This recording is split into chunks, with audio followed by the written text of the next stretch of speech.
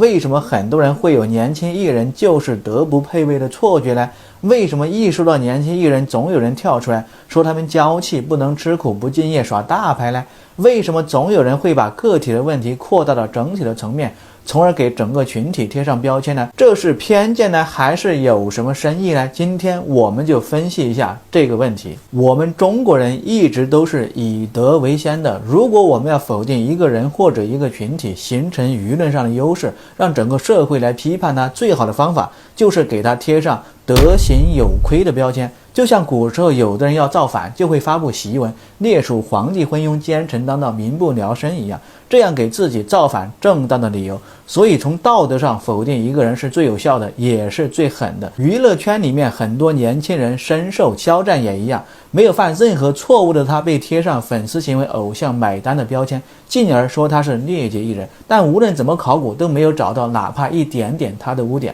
为什么会有人这样颠倒黑白呢？这些人是头脑简单分不清是非吗？显然不是，他们可比我们聪明多了。某些人就是想通过这样标签化的手段来达到否定他人道德的目的，虽然这些东西本来与道德无关，但吃瓜群众往往不明真相，容易被误导，进而跟随舆论的走向，然后形成舆论攻势，最终达到打压他人的目的。但是真相永远是真相，时间可以验证世间的一切真伪，人民群众的价值取向总体是正向的。虽然有人会被迷惑，但是这些鬼魅伎俩最终都会被大众识破，拨云见日，还当事人公道。只不过很多时候就算公道来了，当事人也错过了很多，这些鬼魅魍魉的目的也算达到了，这也是一种无奈吧，更是一种悲哀。这个世界并不总是风清月朗的，总有小人会得志。除此之外，当然还有对年轻人的偏见，这跟地域黑很相似。每个地方、每个群体、每个职业、每个年代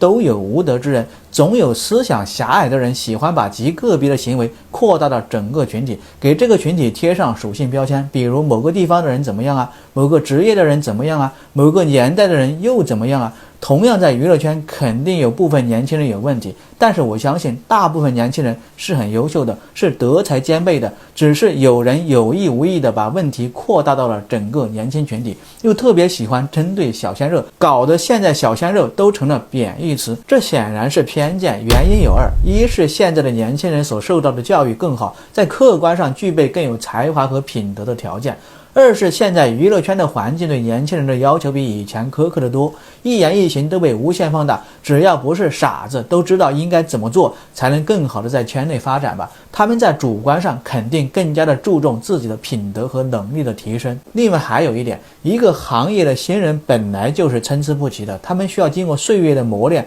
来大浪淘沙，去芜存菁，老一辈的只是已经把不合格的淘汰过了而已，所以大家会觉得犯错的大多是年轻人，但这其实是很正常的。偏见往往来自于眼界和认知的局限性，是人心中的大山，但很多问题其实是很容易得到求证，并且能够得出正确的结论的，只是我们很多时候只看到了别人想让我们看到的东西，而忽略了对真相的求证，被心思叵测或者思想狭隘的人带偏了。但是真相一旦暴露，价值观正常的人都会醒悟，很多人被肖战圈粉就是这个原因，因为他各方面实在太优秀了，越挖掘你就会越喜欢他。娱乐圈的问题其实是资本的问题，他们企图操控一切，但是群众的眼睛是雪亮